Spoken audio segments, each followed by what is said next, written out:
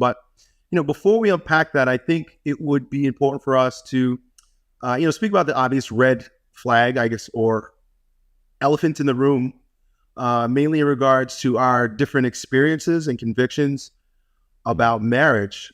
You were dragged through divorce court and, definitely had some bad experiences with marriage. And I could totally see that happening in the lives of many, many, many, many men today. And I think they need a voice like yours. I married young and stayed married, came from an intact family, had, only great examples of what a marriage looks like, and love being married. And I promote it and I propose it, that, it's a good thing. But I can't argue with your experience and what you share.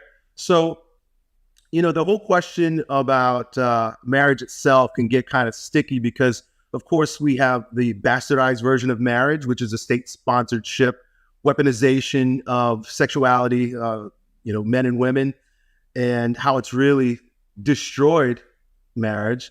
And then perhaps, and this is kind of like where my question goes, perhaps the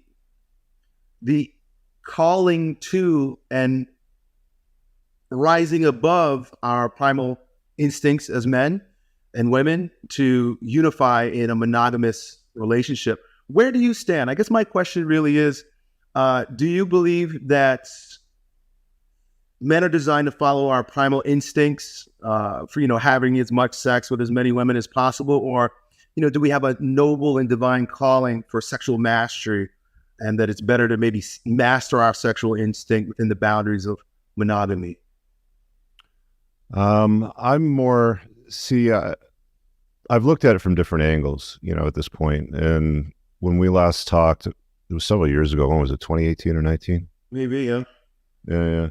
I know you've been married for a long time. You're happily married. And sorry, just to correct the statement, I didn't get dragged through the divorce court. I know that sometimes people misunderstand divorce and how it works. You don't necessarily have to go to court, and it's ideal not to if you want to get an ideal outcome and remedy. So everything I did with my ex-wife was settled outside of that through negotiation, back and forth with lawyers, and that takes time. But I'm not a big fan of marriage as an institution because it invites the state into your home, and it allows, and as a libertarian, like as a sovereign man, I don't want the government telling me what I can and can't do.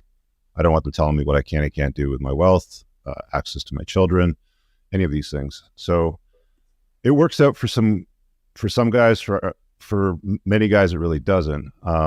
It's amazing that you and your wife have been together for this long. You've got 4 great children out of the whole deal. And we were talking off air before about how that's going. And I'm stoked for you, brother. Like, I'm very happy for you. But the path that I'm at is at my life, and the stage that I'm at, I've got a kid that I've got to finish raising, obviously. I'm divorced. I'm out the other side, clean.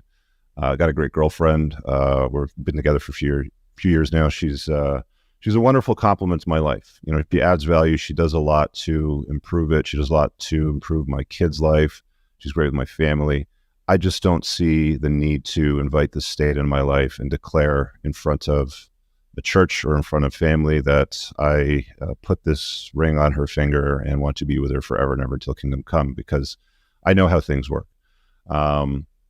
There's a lot of lyrics that you hear tossed around. She's not yours. It's just your turn, blah, blah, blah sort of thing.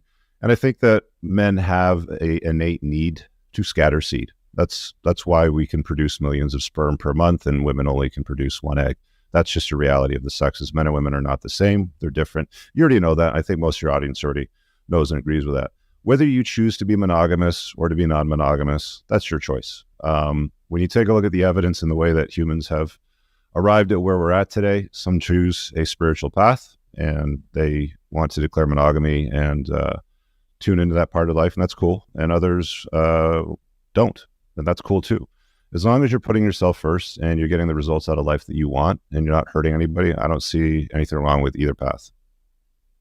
Okay. Yeah, I can totally dig what you're saying there. As far as not hurting anyone else,